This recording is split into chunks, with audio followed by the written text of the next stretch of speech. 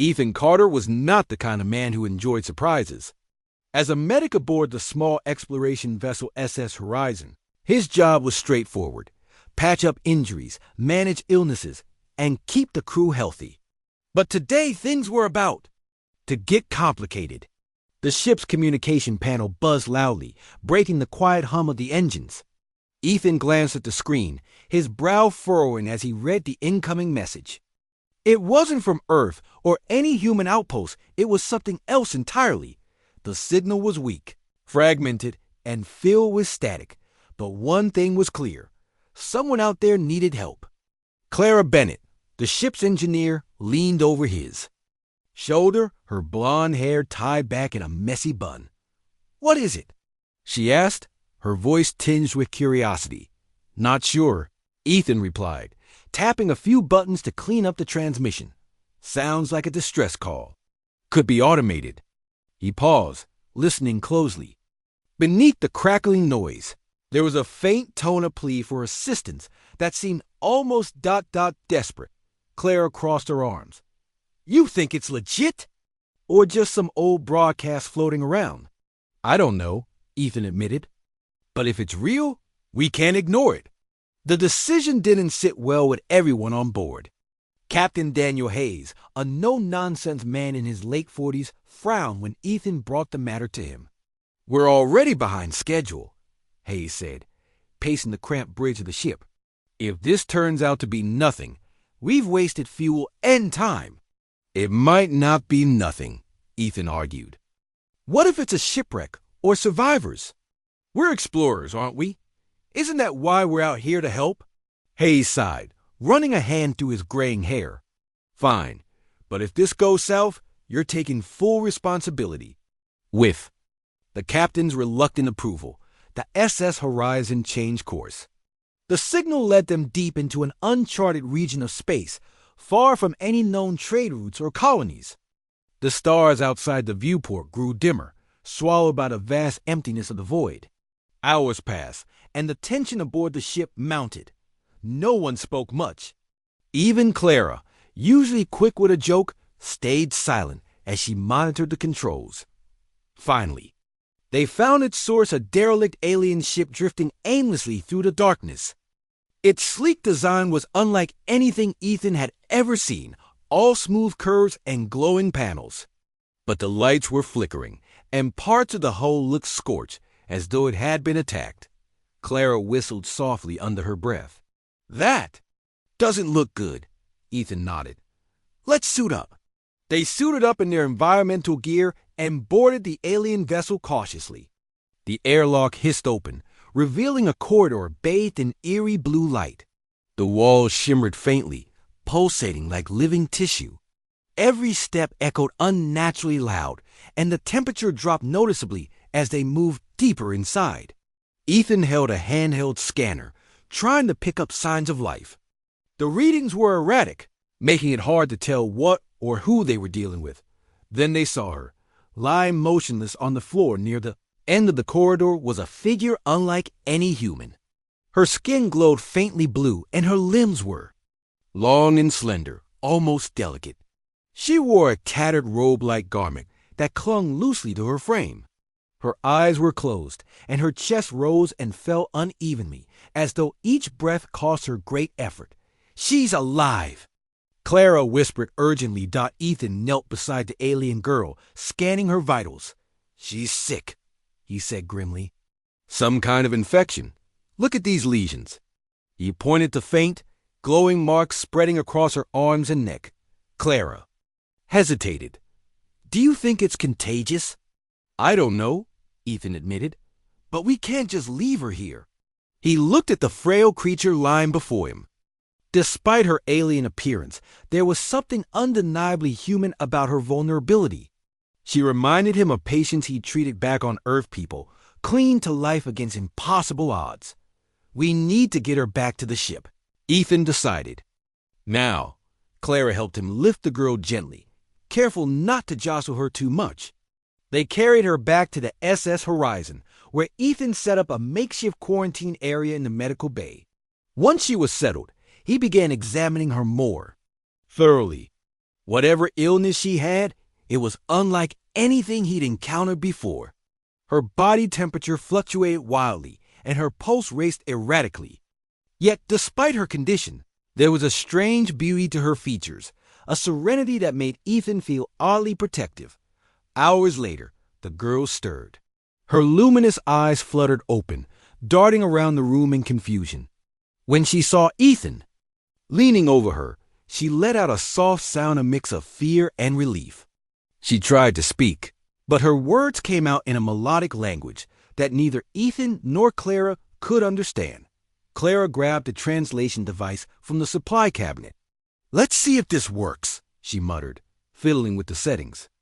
After a few moments, the device emitted a series of clicks and whirs, then translated the girl's next attempt at communication, "help ... please ... came the halting, robotic voice of the translator. "My people got ... dying ... Ethan exchanged a glance with Clara. This was bigger than they'd imagined.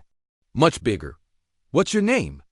Ethan asked slowly, hoping the device would interpret correctly. The girl hesitated before answering. "Lyra," the translator said. "Lyra," Ethan repeated softly. "We'll do everything we can to help you." As Lyra drifted back into unconsciousness, Ethan felt a weight settle on his shoulders. He didn't know what lay ahead, but one thing was certain.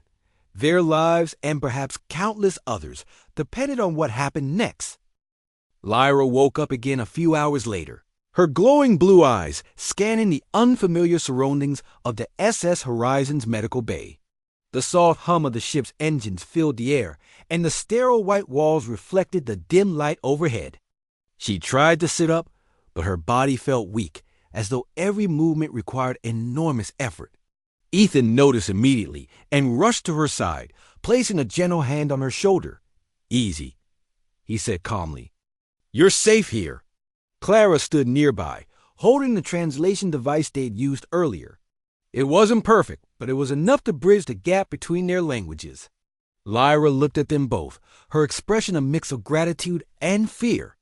She spoke hesitantly, her melodic voice flowing through the translator in broken phrases. "Where am I?" the device translated. "You're on our ship," Ethan explained. "We found you on your vessel. You were very sick." Lyra nodded. Faintly, her gaze dropped into the blanket covering her legs. "My people," she began, then paused, struggling to find the right words. "They are dying. All of them." Ethan exchanged a glance with Clara. They had suspected as much, but hearing it confirmed made the situation feel even more urgent. "Tell us what happened," Ethan encouraged her. "Maybe we can help." Lyra took a shaky breath before continuing. Through the translator, she described how her species, the Velari, had been struck by a devastating plague that spread quickly across their planet. Entire cities fell silent as the disease consumed its victims. Desperate, the Velari sent out countless distress signals, hoping someone, anyone, would come to their aid. But no one answered until now. The sickness. "It burns," Lyra whispered, clutching her chest. "It eats away at us." "There is no cure." Ethan listened intently, his mind racing. While Lyra's biology was vastly different from humans, there were similarities in how diseases attack living organisms. He wondered if Earth-based medicines might work, or at least buy them time to figure out a better solution. But treating an alien patient was uncharted territory, and the risks were significant. If he gave her the wrong medication, it could make things worse or even kill her. Clara seemed to sense his hesitation. "What are you thinking?" she asked quietly. "I'm thinking we have to try something," Ethan replied. "If we do nothing, she'll die for sure. If we act, there's at least a chance." Clara nodded. "Okay, let's do it." While Ethan prepared a basic treatment plan, Clara worked on modifying the doses to suit Lyra's unique physiology. They didn't have the luxury of precise calculations, so they relied on educated guesses and careful observation. As they administered the first round of medicine, Lyra watched them with wide, trusting eyes. Despite the language barrier and their obvious differences, There was a bond forming between them, a shared determination to fight against the odds as the hours passed. Lyra's condition stabilized slightly. Her fever dropped, and her breathing became less labored. Ethan allowed himself a small sigh of relief, though he knew they were far from out of danger. Meanwhile, tensions aboard the SS Horizon began to rise. Not everyone shared Ethan and Clara's optimism about helping Lyra or her people. Captain Hayes called a meeting in the ship's cramped mess hall. The crew gathered around the table, some looking uneasy, others outright hostile. Hayes wasted no time getting to the point. This mission was supposed to be simple exploration, he said, his tone sharp. Now we're playing doctors to an alien race we know nothing about. What happens if this goes wrong? What if her people blame us for spreading the plague? Ethan stepped forward, his voice steady despite the weight of the captain's glare. With respect, Captain, we can't turn our backs on her. She's counting on us, and if we don't try, we might lose the chance to save millions of lives. But what about ours? Another crew member, a burly navigator named Ryan Chine. What if this thing spreads to us? We're risking everything for someone who isn't even human. The room erupted into murmurs of agreement, but Clara cut through the noise. We're explorers, she reminded them firmly. That means taking risks. Yes, it's scary. But isn't that why we signed up for this? To push boundaries, to learn, to grow? If we walk away now, we're no better than the Kryn. At the mention of the Kryn, the room fell silent. Everyone aboard the SS Horizon had heard stories about the militaristic empire responsible for countless atrocities across the galaxy. The thought of standing idly by while another species suffered under such tyranny weighed heavily on the crew. Hayes sighed, rubbing his temples. I hope you know what you're doing, Carter. Because if this blows up in our faces, it's on you. Ethan met the captain's gaze without flinching. Understood. Back in the medical bay, Lyra was resting more comfortably. Ethan sat beside her, studying her features. For all their differences, she reminded him of the patients he'd treated back on Earth. People fighting for their lives against forces beyond their control. He couldn't shake the feeling that saving her was only the beginning. If they succeeded, it could mean hope for her entire species. But failure meant losing not just Lyra, but also the trust of a civilization on the brink of collapse. As the ship sailed deeper into uncharted space, Ethan found himself reflecting on the enormity of what lay ahead. Every decision mattered now, every action carrying consequences that could ripple across the stars. Yet, amidst the uncertainty, one truth remained clear. Humanity's greatest strength had always been its ability to reach out, to connect, to heal, to persevere. And maybe, just maybe, that same spirit could save Lyra and her people from the darkness threatening to consume them. Ethan spent the next few days closely monitoring Lyra's condition. The initial treatment seemed to work at least for a while. Her fever dropped, and the glowing lesions on her skin began to fade slightly. But Ethan knew better than to celebrate. Too soon, diseases were unpredictable, especially ones as alien as this. Every hour brought new challenges, and every decision felt like walking a tightrope over an abyss. Clara stayed by his side, helping him adjust dosages and recalibrate equipment. She was good at thinking outside the box, often suggesting ideas that Ethan hadn't considered.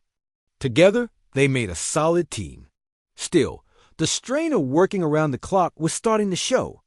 Dark circles formed under Ethan's eyes, and Clara's usual cheerful demeanor had faded into quiet determination. Lyra, meanwhile, was growing stronger mentally, if not physically. Though she was still weak, she spent more time awake, observing the humans with a mix of curiosity and gratitude. She tried to communicate whenever she could, using gestures when words failed her.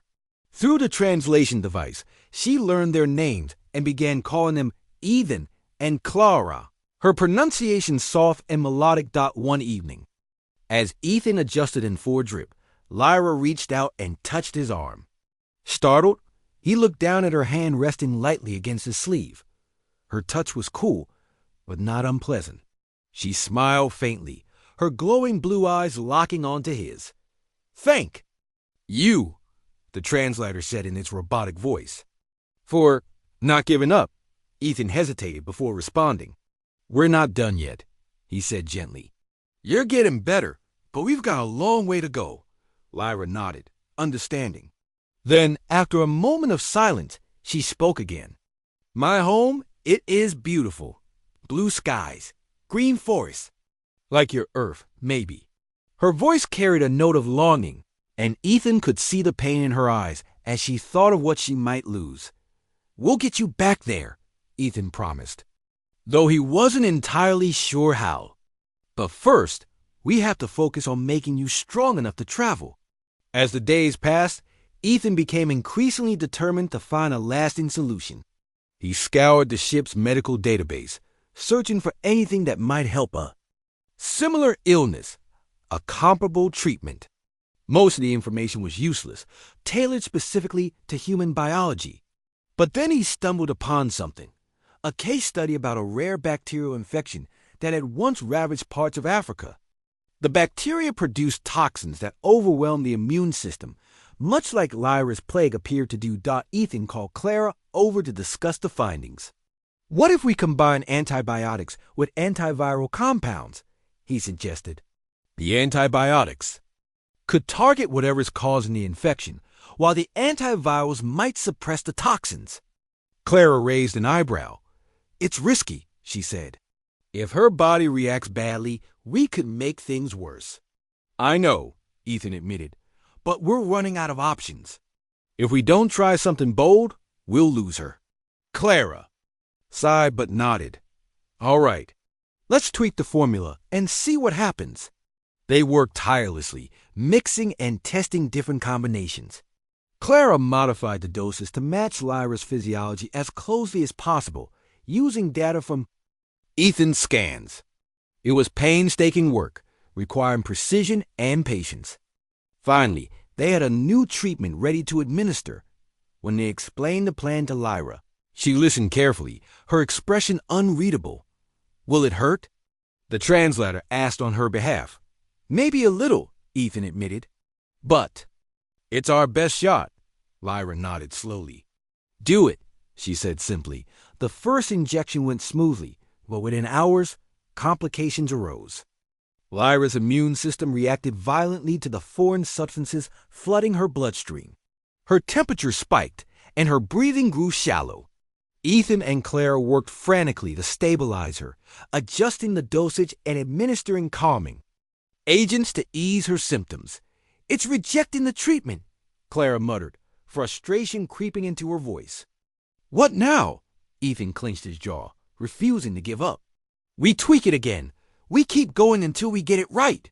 For the next 2 days, they alternated between treating Lyra and refining the formula. Sleep became a luxury neither of them could afford. Their hands shook from exhaustion, and their nerves were frayed, but they pressed on. Each failure only fueled their determination to succeed.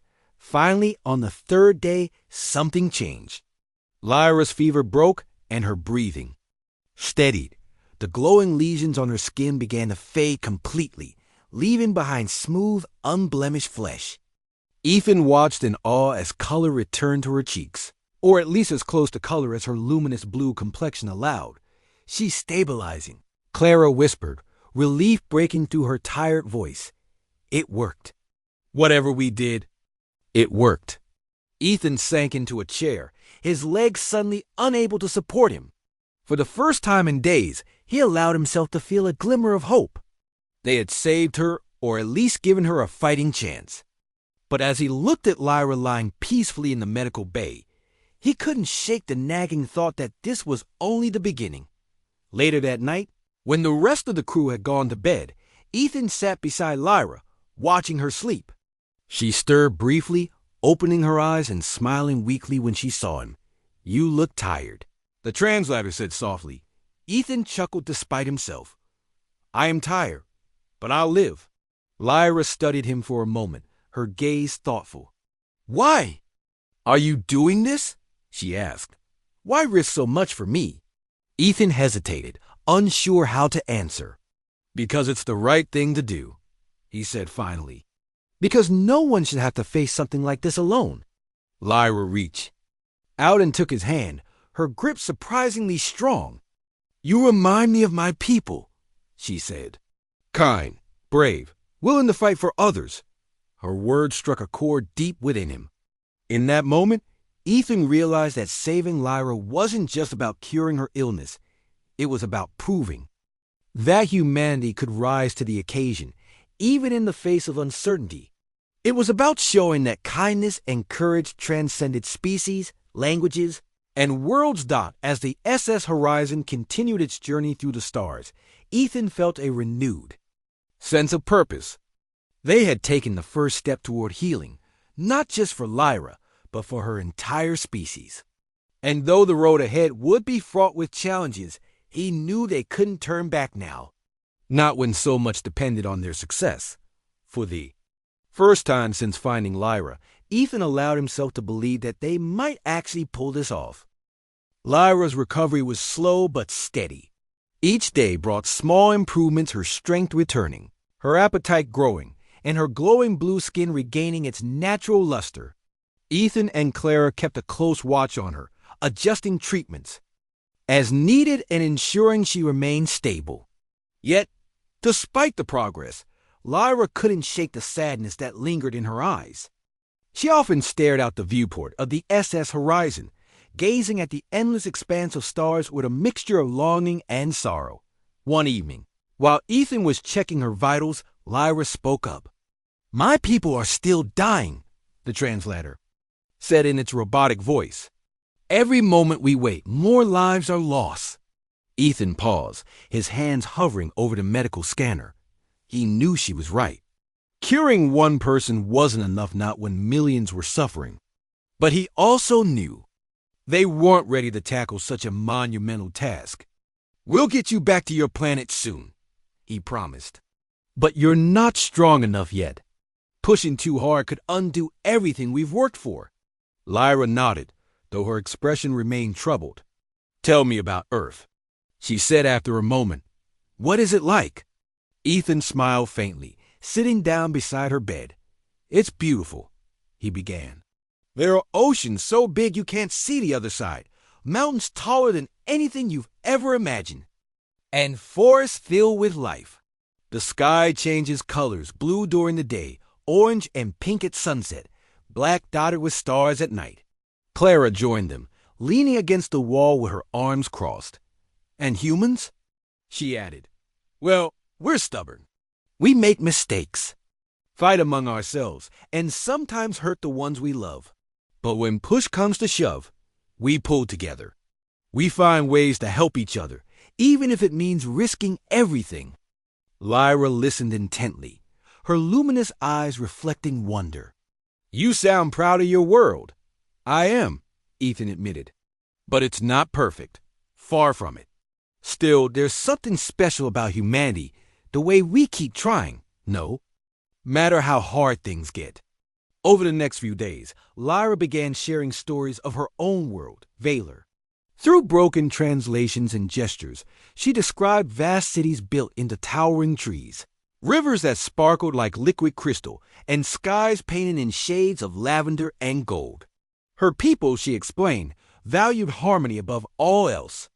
They lived simply, focusing on art, music, and philosophy rather than conquest or greed. They would have liked Earth, Lyra said one afternoon. And I think you would like Valor. Ethan smiled, though his heart ached at the thought of what the plague had done to such a peaceful civilization.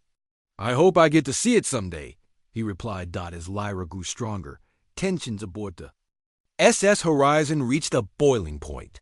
Captain Hayes called another meeting, this time in the ship's cramped engineering bay. The crew gathered around, their faces tense and weary. Hayes wasted no time getting to the point. We need to talk about the elephant in the room, he said, his voice firm. This mission has gone far beyond what we signed up for. We're carrying an alien passenger, risking contamination and heading toward a planet we know nothing about. What happens if her people don't welcome us? What happens if the plague spreads to us? The questions hung heavy in the air, unanswered. Ryan, the navigator, spoke up first. I agree with the captain. This isn't our fight. We should drop her off somewhere safe and head back to Earth. Clara stepped forward, her jaw set. And leave her to die? Is that really who we are? She's not human. Ryan shot back. Why should we risk our lives for someone who isn't even one of us? Because it's the right thing to do, Ethan interjected, his voice rising. We've already come this far. If we abandon her now, everything we've done will mean nothing. Hayes rubbed his temples, clearly torn. Carter, I respect your dedication, but you're asking us to gamble with our lives and the future of this ship. What's your plan once we reach her planet? Do you think you can just waltz in and save the day? Ethan hesitated. He didn't have all the answers, but he knew one thing for certain. Giving up wasn't an option. I don't have a full plan yet, he admitted. But I know we can't turn away. Lyra trusts us. Her people are counting on us. If we walk away, we're no better than the Kryn. The name sent a shiver through the room. Everyone aboard. The SS Horizon had heard stories about the Kryn, a ruthless empire known for its cruelty and ambition. They were rumored to be behind countless atrocities across the galaxy, including biological warfare. Could the plague devastating Valor be their doing? Hayes sighed deeply, looking around at his crew. All right, he said finally. We'll take her home. But if things go south, we're cutting our losses and leaving. Understood? Ethan nodded, relief washing over him. Understood. Later that night, Ethan confided in Clara about his fears. They sat in the mess hall, sipping lukewarm coffee as the ship hummed softly around them. What if we can't save them? He asked quietly. What if we fail? Clara placed a reassuring hand on his shoulder. Then at least we tried, she said. Sometimes that's all you can do. Besides, you've got a knack for pulling off miracles. Who knows? Maybe you'll figure out a way to stop the plague once we're there. Her words brought a small smile to Ethan's face, but the weight of responsibility still pressed heavily on him. He thought about Lyra, about the trust she placed in him, and about the millions of lives hanging in the balance. Failure wasn't an option, not when the stakes were so high. The journey to Valor took several more days, during which Ethan and Clara prepared as best they could. They reviewed every detail of Lyra's treatment, refining the formula and creating a portable version of the equipment they'd used aboard the ship. Ethan also drafted a rough plan for setting up mobile clinics across the planet, hoping to distribute the medicine quickly and efficiently. When they finally arrived at Valor, the sight that greeted them was heartbreaking. From orbit, the planet looked breathtaking, its surface a patchwork of vibrant greens and shimmering blues. But as they descended, the devastation became clear. Cities lay in ruins, their once majestic structures reduced to rubble. Smoke rose from distant fires, and the air was thick with ash. Clara stared out the viewport, her face pale. This is worse than I imagined. Ethan nodded grimly. Let's hope we're not too late. As the SS Horizon touched down on a barren stretch of land near one of the surviving settlements, Lyra stood beside Ethan, her expression a mix of hope and dread. Thank you, she said softly, her voice trembling. For everything. Ethan gave her a reassuring smile. We're not done yet, he reminded her. Let's go save your people. With those words, they stepped off the ship and into the unknown, ready to face whatever challenges awaited them. The air on Valor was thin and carried a faint metallic tang, making it difficult for Ethan and Claire to breathe without their environmental suits. Lyra, however, seemed unaffected as she stepped confidently onto the cracked soil of her homeworld. Her glowing blue skin stood out against the desolate landscape, a beacon of hope amidst the ruins. Behind them, the SS Horizon rested like a fragile speck of silver against the vast emptiness. As they approached the nearest settlement, the devastation became even more apparent. What had once been a thriving city now resembled a graveyard. Buildings lay in heaps of rubble, their walls scorched and crumbling. The streets were eerily silent, save for the occasional groan of shifting debris or the distant cry of an unseen creature. Yet, scattered among the wreckage, there were signs of life survivors moving slowly, their bodies weakened by the plague. A group of Velari emerged from the shadows, their luminous forms flickering faintly in the dim light. They looked at Ethan and Clara with wide, wary eyes, their expressions a mix of fear and curiosity. Lyra stepped forward, speaking rapidly in her melodic language. The translator struggled to keep up, but the gist of her message was clear. These humans had come too. Help! One of the Velari, a tall figure, with intricate patterns etched into his skin, stepped forward. His voice was low and strained, carrying the weight of someone who had seen too much suffering. "You bring medicine?" The translator asked on his behalf. Ethan nodded, holding up a small vial of the treatment they had developed for Lyra. "This helped her," he explained. "We think it can help your people too." The Velari leader studied the vial carefully, then turned to Lyra. They exchanged a few words, their tones urgent and hushed. Finally, he addressed Ethan and Clara again. "Our leaders must see this," he said. "Come with us." Under the leader's guidance, they made their way deeper into the settlement. The journey was slow and arduous, hindered by the uneven terrain and the oppressive atmosphere. Along the way, they passed countless Velari lying on makeshift beds. In the open air, their breathing shallow and labored. Many reached out weakly as Ethan and Clara walked by, their glowing eyes filled with desperation. Clara clenched her fists, her jaw tight. "How could anyone let this happen?" she whispered to Ethan. Ethan didn't answer. He already suspected the truth. The Kryn were behind this. The plague wasn't just a natural disaster. It was a weapon designed to destroy the Velari and leave their planet vulnerable to conquest.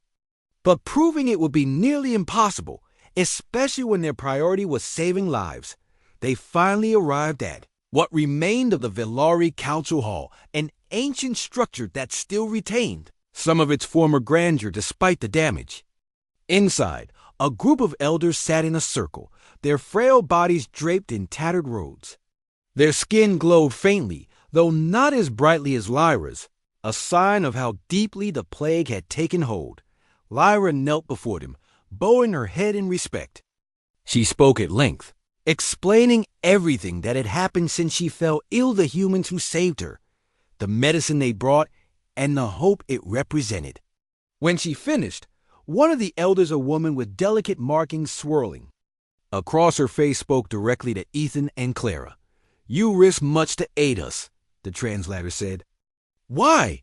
Ethan hesitated, searching for the right words. "Because no one should suffer like this," he replied simply. "We may not be able to fix everything, but we can try." The elders exchanged glances, their expressions unreadable. After a long pause, the woman nodded. "Very well. Show us what you can do." Over the next several hours, Ethan and Clara worked tirelessly to demonstrate the effectiveness of their treatment. With Lyra's help, they administered doses to a small group of infected Velari, carefully monitoring their reactions. At first, there was little change, and Ethan felt a knot of dread tighten in his chest. But gradually, the patients began to improve.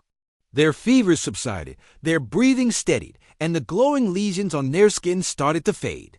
Watched in silence, their faces betraying a mixture of awe and skepticism. When the results became undeniable, the woman who had spoken earlier rose to her feet.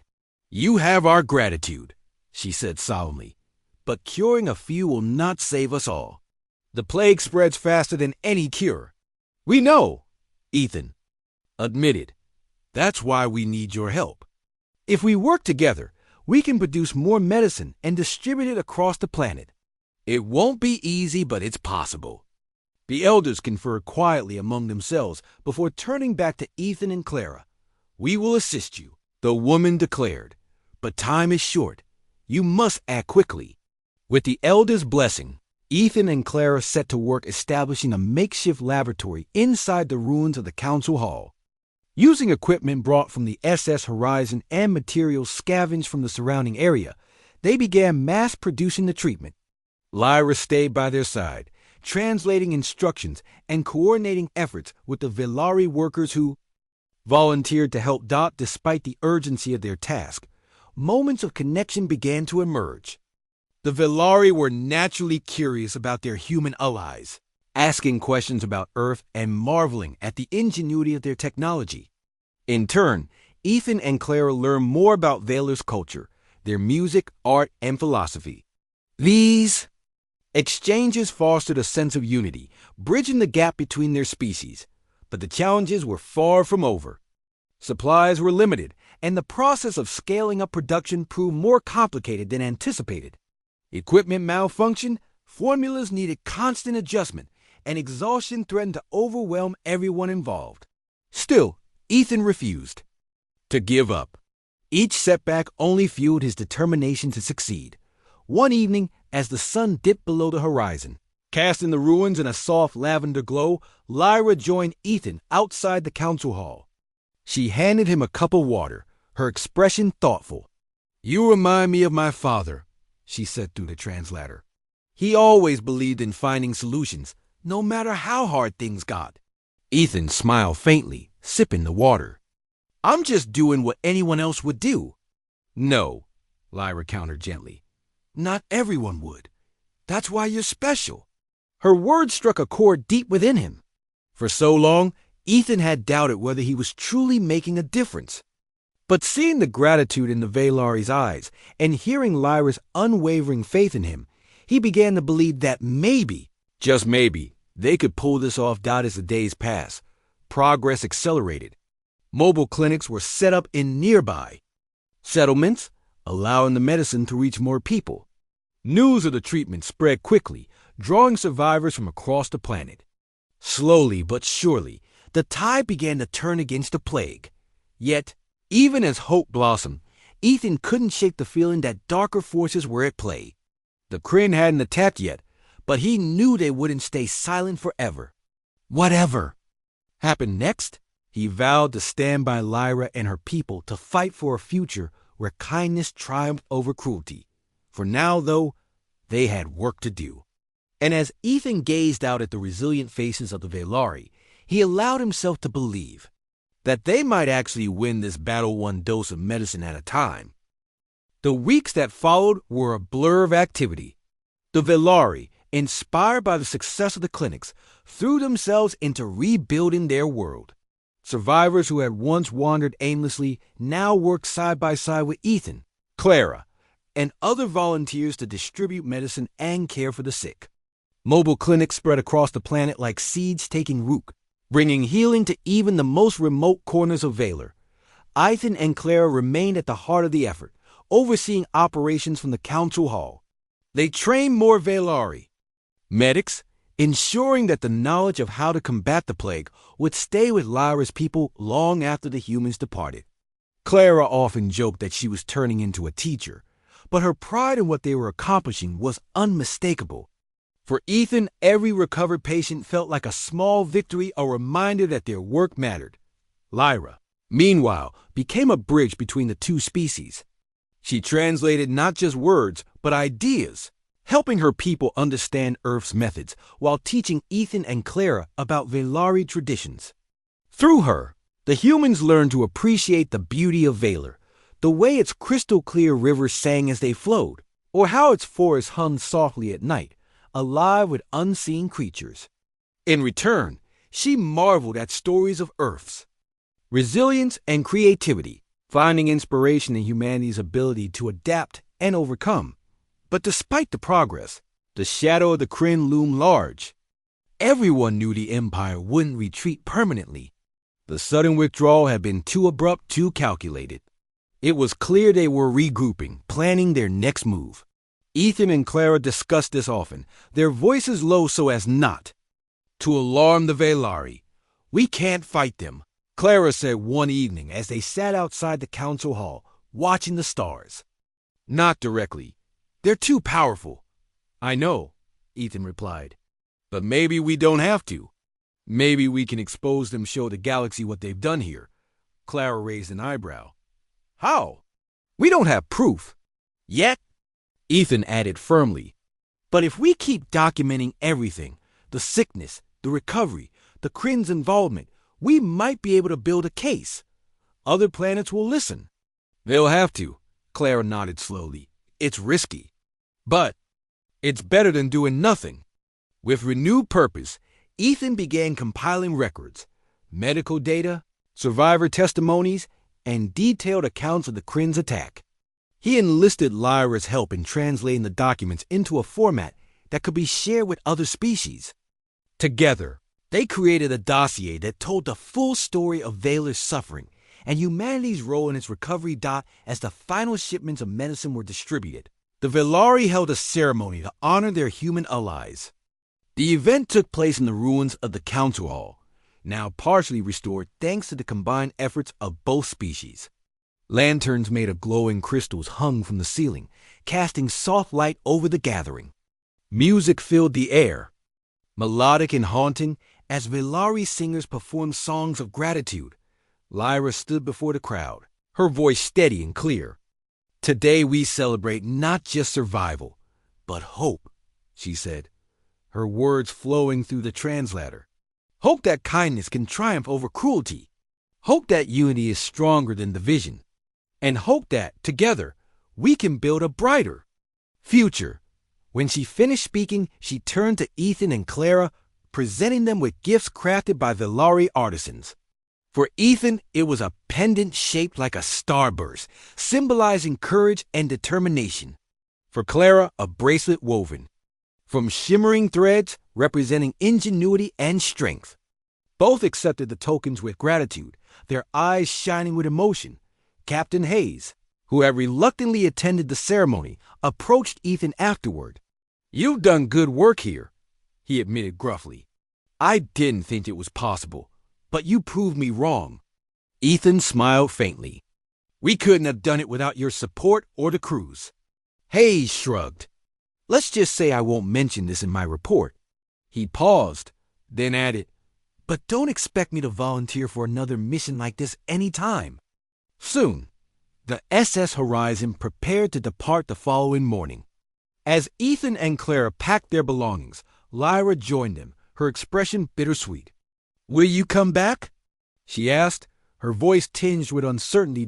Ethan hesitated before answering. "If you need us, yes.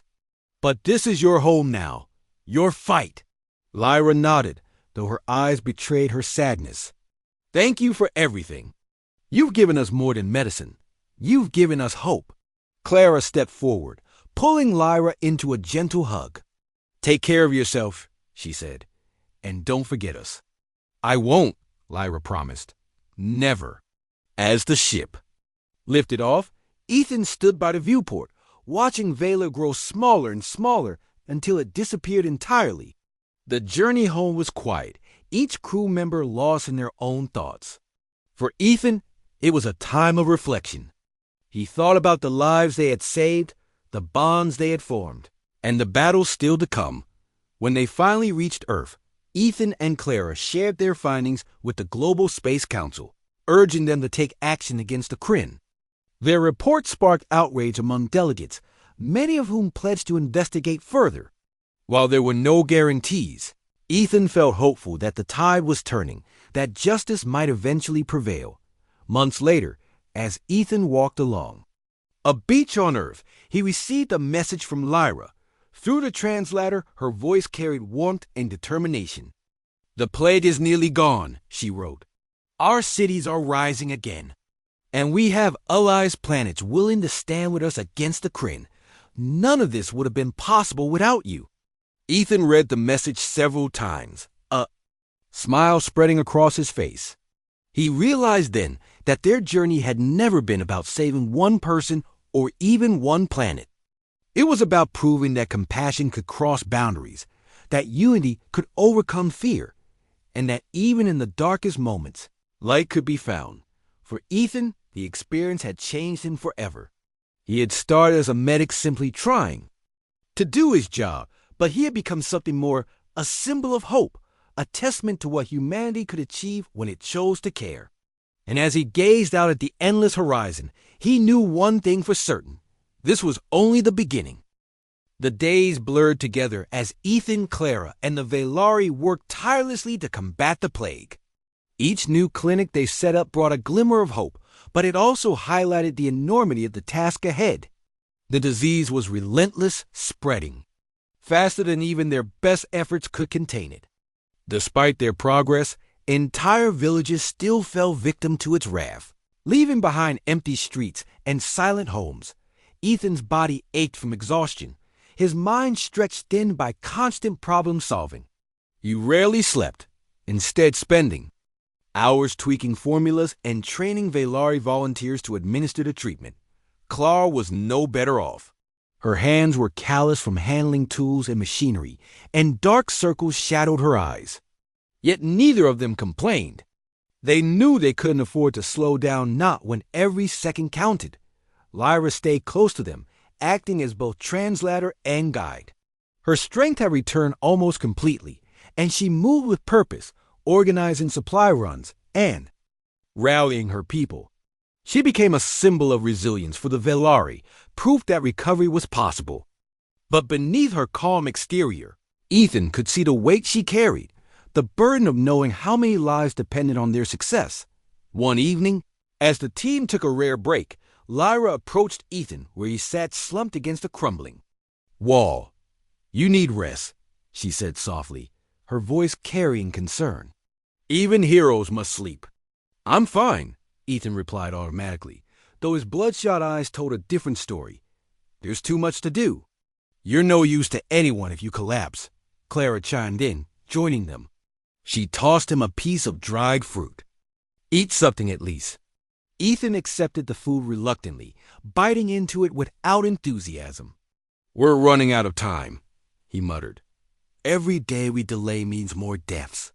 Lyra knelt beside him, placing a cool hand on his arm. "You've already saved so many," she reminded him. "But you can't carry this alone. Let us share the load." Her words struck a chord deep within him. Ethan realized he'd been trying to shoulder the responsibility single-handedly, afraid to let anyone else take the lead. But this wasn't just his fight, it belonged to everyone standing alongside him. With renewed determination, he nodded. "All right," he said. "Let's divide the tasks tomorrow. More teams, more clinics. We'll spread out further." Clara grinned despite her fatigue. "Finally thinking like an engineer," she teased. About time. As dawn broke over Valor, the plan went into motion.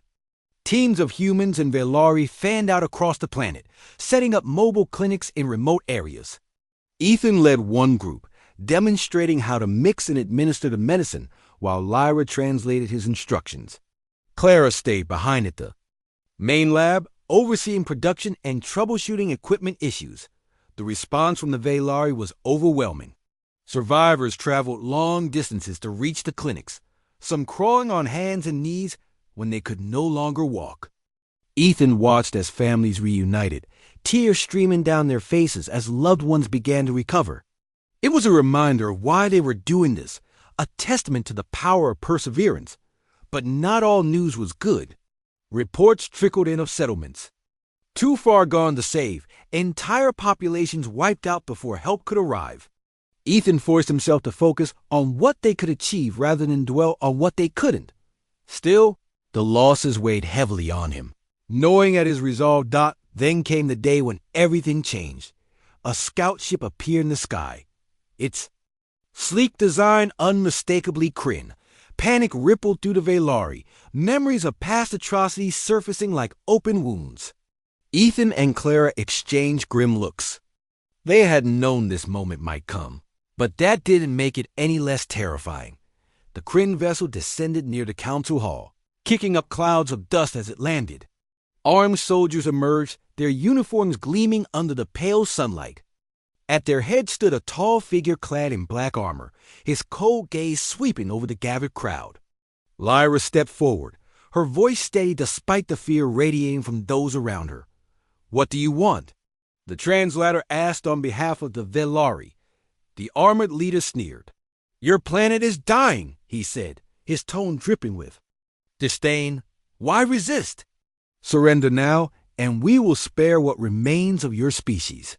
Ethan clenched his fists, anger burning in his chest. Beside him, Clara whispered urgently, "Don't provoke them." Lyra didn't back down. "We are not yours to take," she declared, "and we will not surrender." The Kryn leader laughed, a harsh sound devoid of warmth. "Foolish girl, you have no army, no weapons. What can you possibly do?" Before Lyra could respond, Ethan stepped forward. "You underestimate us," he said firmly. "We've already started curing the plague. Your plan has failed." The leader's expression darkened. "Impossible," he spat. "No primitive race could—" "It's true," Clara interrupted, holding up data tablets showing the recovery rates. "Check for yourself. Or better yet, leave now and never return." For a moment, silence hung heavy in the air. Then, with a flick of his wrist, the Kryn leader signaled his troops to retreat. "This isn't over," he warned before turning back toward his ship. Moments later, the vessel ascended into the sky, disappearing as quickly as it had arrived. A cheer erupted from the Velari, their voices echoing across the ruins. Ethan felt a surge of relief, though he knew the victory was only temporary. The Kryn wouldn't give up easily, but neither would they. That night, as the stars glittered above Valor, Ethan stood beside Lyra outside the council hall. The glow of her skin mirrored the soft light of the heavens, and for the first time in weeks, she looked truly at peace. "We did it," she said quietly. "Together." Ethan shook his head. "Not yet. There's still work to do." Lyra smiled, her luminous eyes meeting his. "Yes, but tonight, let's celebrate what we've accomplished." As the Velari sang songs of gratitude and danced under the starlit sky, Ethan allowed himself a moment of quiet reflection. They had faced unimaginable odds and prevailed not through brute force, but through unity and compassion. And though the road ahead remained uncertain, he knew one thing for sure: humanity, and perhaps all intelligent life, was capable of greatness when it chose to care. For the first time since stepping foot on Valor, Ethan felt a spark of genuine hope.